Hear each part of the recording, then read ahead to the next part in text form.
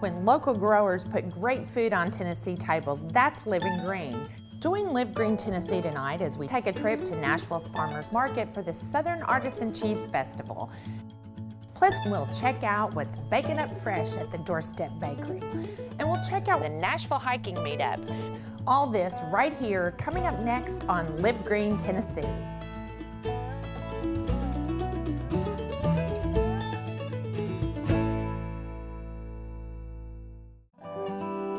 This program is brought to you in part by Tennessee Department of Agriculture. This fall, there's fun worth finding just about every day at Tennessee farms, farmers markets, fairs, and festivals. You'll find corn mazes, pig races, farm animals and friendly faces, honey to eat, and fall colors that are a feast for the eyes. Whether you're looking for the perfect pumpkin or just a good scare, find yourself on a Tennessee farm with picktnproducts.org. and by the U.S. Department of Agriculture, Southern Sustainable Agriculture Research and Education,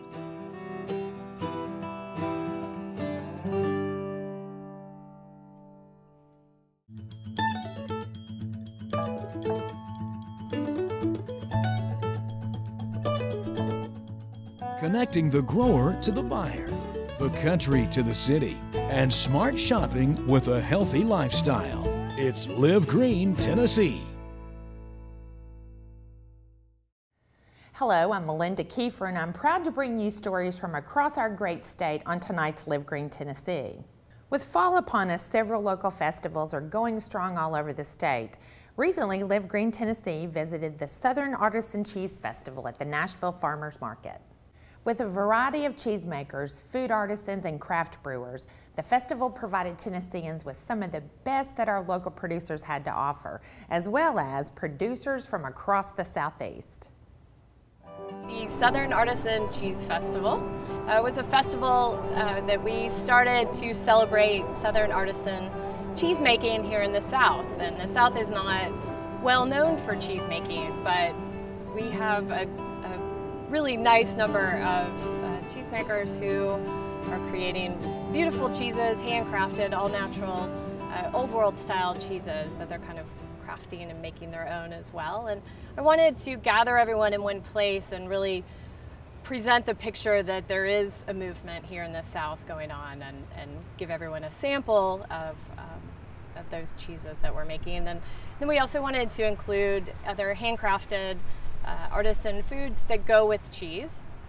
So we had cured meats and breads and crackers and jams and pickles and all sorts of good things, and then Southern craft brews, beers, and wine. So, as I attend conferences and classes around the country and network with other folks in the cheese world, I noticed there are a number of festivals in Vermont and Wisconsin and California and Oregon and these other parts of the country where the cheese making is plentiful and well known and well supported. And again, we don't have we weren't really known for it here, and I just wanted to shine a light on that. So I thought, why not? So I started with the cheesemakers who I already had a relationship with, contacted them, said, hey, I have an idea. And they loved it and said yes right away. And then I started researching other cheesemakers who I wasn't as familiar with and contacted them.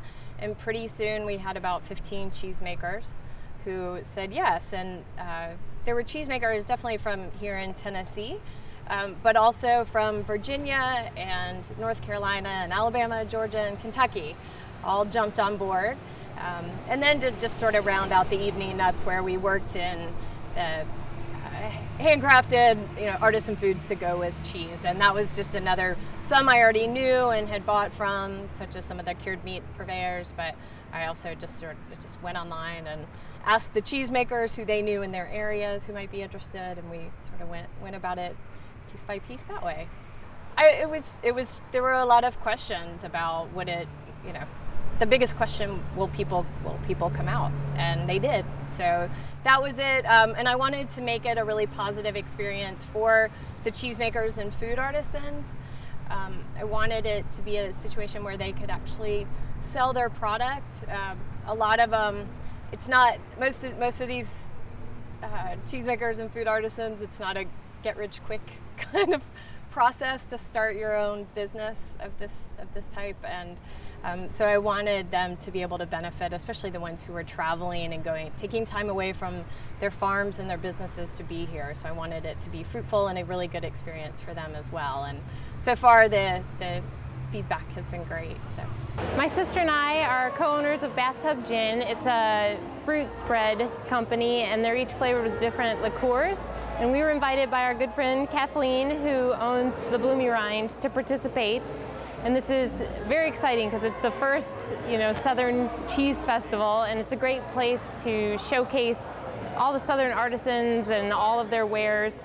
I don't think there's been another venue or opportunity for everyone to, come together in one arena and showcase, what the South is capable of. So it's exciting to be a part of this and get to sample everything. Well, this is the first year of the Southern Artisan Cheese Festival, and my friend Kathleen is actually the one that pulled this all together. So, Nashville is very excited about it, and I think hopefully all the Southeast is excited about it as well. And this being the first year, it might not be as well known as some festivals around the South, but hopefully next year that will change and it'll grow even bigger. Pearl, we're a new catering company in Nashville. We specialize in using local and organic products for all of our food, and we do everything we can in-house, from our mustards and jams that we sell at the farmers market to house-cured bacon and all sorts of different products for our events. For local vendors, especially, food providers, it's really crucial to do because it's the best way to have people know what you're about, to taste your food and get to know you in person, one-on-one, which they don't get to do in a restaurant setting. So I think fairs are really a good way to go. One of the big questions was how many people would Nashville and the community support it and get excited about it. And the overwhelming answer is yes. We ended up selling out the event, so I was thrilled with the attendance and the support and everybody embracing it in that regard. I think by the nature of the event, a lot of them are definitely going to be the folks who shop at various farmers markets, and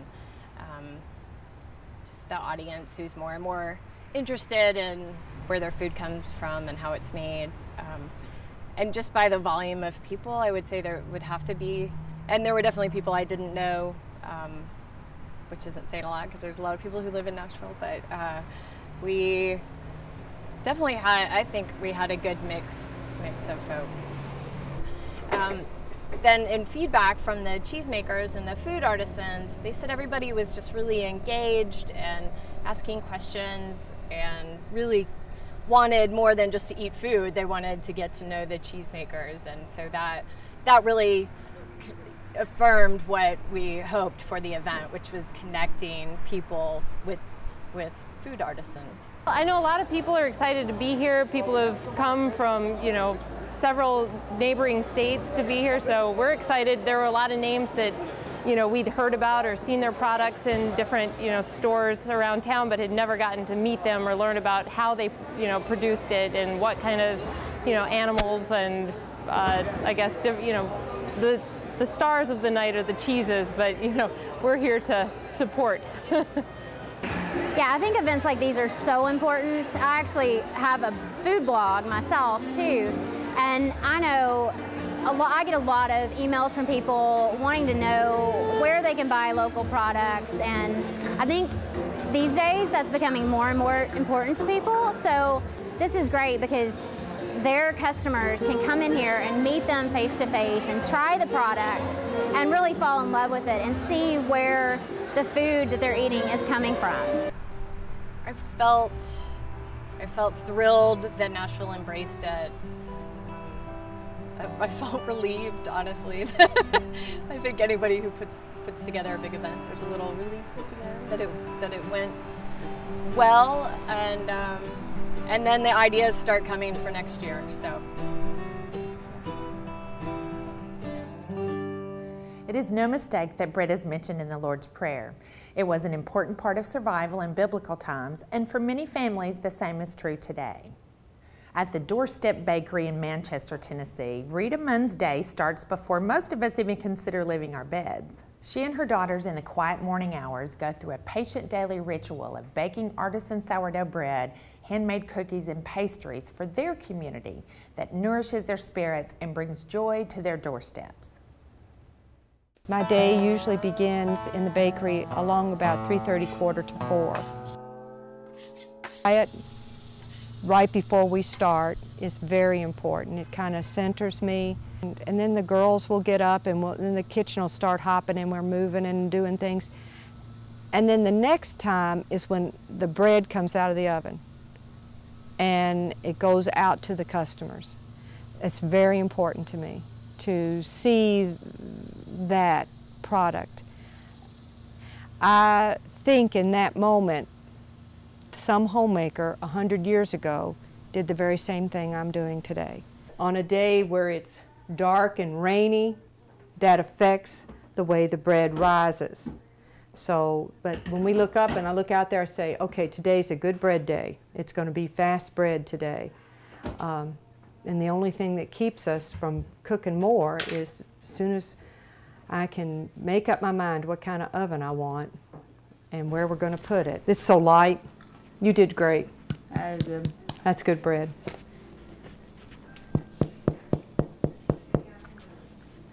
That's beautiful. It's the most beautiful thing I ever saw. It's so beautiful. Maria wants me to get a regular deck of convection oven, you know, like you see in a cafeteria kitchen, and just buy more cast iron. Because the cast iron really adds to the bread, like you told, like the cast iron gives it the iron and all these minerals from the cast iron. It makes it just even more nutritious and awesome. And you get that, it makes that perfect round shape, and when you take the lids off, like the oven makes it nice and dark and brown, that crusty feel. I have 5 daughters, and so at one point in your journey you become the daughter. But I had inquired about the domestic kitchen thing. And so I needed $100 to sign up to do it. And an anonymous person who I found out later who it was gave me $100 and said, I want you to do this. Oh my gosh, I was so overwhelmed, so overwhelmed. So all right, I didn't have the excuse of no money. So I registered. The night before I was supposed to go to Nashville and take the class, I said to my daughters, I'm not doing it. Who do I think I am? I can't go to school. I'm not doing this. So the next morning, they came into the bedroom, got me out of bed. Megan, the oldest daughter that is here still in Manchester, said, get in the car, we're driving to Williamson County, and I'm dropping you off and you're taking the class. It was overwhelming. They were just so encouraging. And then as they came home from college, they became more involved. But it feels great to have them in the kitchen. You did good, Laura. These are worthy. Huh? It's worthy. It's worthy. You know, when you're a young mother and your children are really young, you think, well, they're not really paying attention, or will they ever appreciate that? But the truth is, they do. And at some point in your journey, they will let you know in their own way that they really appreciated what you were trying to do. So that's where we are with them, and I really like that. When we first started, I remember my daughter and I woke up in the morning. We made a batch of cookies and, you know, 8 or so loaves of bread, and we packaged it, and my daughter said, now what? I said, yeah, now what? Well, we had people that knew what we were doing and were very interested in being on our delivery schedule, so we started there. And it grew by word of mouth from there. And, but then on farmers market season came around, well, naturally, we wanted to do that.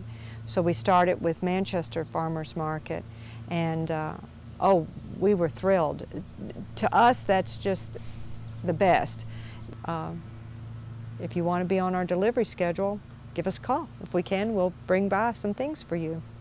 We're part of the Real Bread campaign. This is to bring the awareness to artisan breads, the slow food movement, awareness to where your food is made, It isn't just about getting it fast, it's about, you know, who makes it, how much time it takes to make it, and a quality product. Of course, Pick Tennessee, that's one of the things that we're the most proud of. We like to think that we're so proud of it, we put the logo on the label of everything that goes out of our kitchen. We just feel very strongly about being a part of Pick Tennessee. So these different organizations are all together in that they're trying to raise awareness of the local community, eat locally, and who produces your food, and make certain that that food is produced in an equitable way, and that people are delivering a product that reflects the work involved in it, you know. So that's part of what we try to raise awareness to as well. I belong to a homeschool co-op, and I teach Latin to the children. That's one of my little hobbies. Anyway, we have a film that we show. It's a National Geographic film about Pompeii. It's a museum in itself. But one of the most interesting parts for me is the volcano erupted at noonish, lunchtime. And so the way the lava flow came and the way it buried everything in the pyroclastic flow and the ash stopped. Everything that was happening was caught right then. And so that means that that's the place where they have the cast molds of the people. Homes were covered as well, and when they unearthed it, people had their lunch laid out on the table. Well, what's on the table? A loaf of bread, figs, and hard-boiled eggs. And that just speaks to me in a very deep way. And I will do the same thing. That bread has crossed all those generations. I just think it's, to me, that's why we do it, why we bake bread. And just keep that art form alive. Starting as a small group of hikers, the Nashville Hiking Meetup has grown tremendously as an outdoor adventure and eco-volunteer club. Organizing community volunteer projects such as park cleanups and trail building, the meetup shows the importance and the responsibility for us to take care of the beauty we enjoy on a daily basis. The group started about 3.5 years ago, just as some people like to get together and hike. And our events became very popular very quickly. And over the few years, we've grown to about 3,500 members. Our original mission was just getting together with people and hiking, getting to the outdoors and meeting new people and spending time with friends in the outdoors. We've expanded that and started doing a lot of volunteer work. And our volunteer work is not only with groups like Beaman Park here, but also some of the other trails in East Tennessee as well. Total, we do about 5 events per week, and that's including hiking, volunteer work, and our social events. Last year alone, we did somewhere near 4,000 hours worth of volunteer work in and around the Middle Tennessee area. Our budgets are tight, like everybody's right now, and with volunteers, we're able to do so much more that Metro can't fund right now, and that volunteers and our friends group, they get the money and they build all the stuff that we need right now that Metro is not able to fund. And they are an integral part of our community as far as the Nature Center community. They love nature, they want to give back to it and protect it. We have a lot of volunteer groups that come out and give great value to the Nature Center. We have our volunteer group spread gravel for a trail to help stop erosion. It goes about 150 yards in, and they've all spread it by hand. And we also have an Americans Disability approved boardwalk that they are working on. It has been an ongoing project for about 2 years now because you are subject to volunteers and the groups when they come out, but we are grateful to them. It is going to go in about 300 yards into the park to give individuals with disabilities the opportunity to experience nature in ways that they normally can't. If it wasn't for our volunteer groups, you wouldn't have the boardwalk or our gravel trails and Friends Group working and maintaining those trails. Because right now, the center has only 2 full-time staff and a part-time staff to maintain over 1,600 acres. People build things for the park that give experiences to the individuals in the community that wouldn't be here if it wasn't for our friends groups. Nashville Hiking Meetup is one of those groups that leads trail hikes, and they have expertise that some of our staff don't, which then gets passed on to the patrons of the park.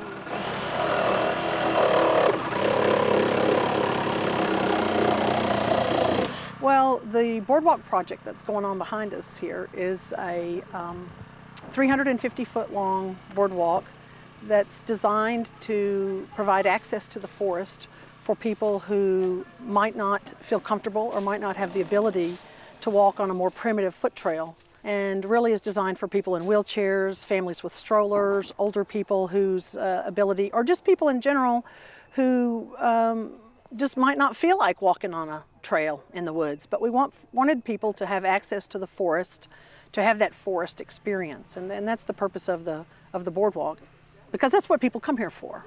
You know, they really want to come to see the woods and the forest and the creeks and the wildflowers and nature in general. You know, in this day and time, with the limits in funding that government has, it's just harder and harder for government to do this kind of thing. And so to me, that's the really exciting thing about it, is that we're able to accomplish this much work and use all volunteer labor. So really, we've gotten a huge bang for the buck. I don't know exactly how many how many dollars per linear foot, but it's significantly less than if we had to pay a private contractor to build it. So we're fortunate in that way, and that's our specialty. You know, we don't raise a whole lot of money, but what money we do have, we make it work to the nth degree, and squeeze every bit out of the money that we can. But you couldn't do it if you didn't have fantastic volunteers, and that's what we're fortunate to have. So we're really, really grateful to all the different volunteer groups that have been involved, to the Nashville Hiking Meetup, to the Tennessee Trails Association, and all the different organizations that really have come out and lent a hand to get the project going. Our volunteer events are not limited to parks and greenways, although that's a very big part of what we do, being nature lovers and hikers. We love to help out the trails and, you know, the city, the state, and the national parks in the area. We also do some fundraising events as well, some traditional fundraising type events. Last year alone, we raised about $36,000 for different charities and organizations. Our biggest one being the Jack and Back, which is a bike race from Franklin to Lynchburg and back all in one weekend. But we also do work for other agencies such as Second Harvest Food Bank. We do a monthly sorting shift out there, and we'll usually get about 50 to 60 people sorting food on a Monday night, and that's been a very popular event, very fun and rewarding event as well. We also do a couple of big events per year, such as the Dragon Boat Race, which is every August, and that benefits the Cumberland River Compact. And we also volunteer at a what's called the Oyster Race, which is an urban adventure race, much like TV's Amazing Race, and that benefits Make-A-Wish Foundation. We've worked with them for 2 years as well, and that's a lot of fun. Basically, we're a very member-oriented group, so if someone suggests something, I'm definitely willing to post it and try it and see if it works. Our members we get a lot of single people, newly divorced people, people moving from out of town, and we've become a very, very strong social network for those people. I have members telling me all the time how important the group is in meeting new people. We've had, you know, people meet their husband and wives, you know, from the group. We've had a lot of success. You know, the group began as, you know, hiking, volunteering, and social, but I think the social is one of the strongest components of it, just because it gets people out, gets people, you know, focused on something else other than themselves. You're not stuck on a computer or in front of the TV. You're actually doing something active, accomplishing something, and meeting great people along the way. We hope you'll join us next time on Live Green Tennessee, when we'll feature news stories and bring you more exciting news about Tennessee markets, farmers, and businesses who are making the move to eating fresh and living green possible for all of us, right here next time on Live Green Tennessee.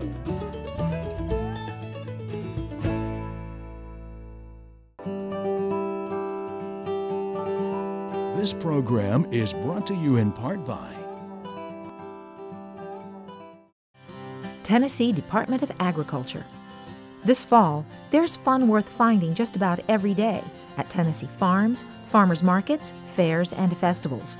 You'll find corn mazes, pig races, farm animals and friendly faces, honey to eat, and fall colors that are a feast for the eyes. Whether you're looking for the perfect pumpkin or just a good scare, find yourself on a Tennessee farm with picktnproducts.org. And by the U.S. Department of Agriculture, Southern Sustainable Agriculture Research and Education.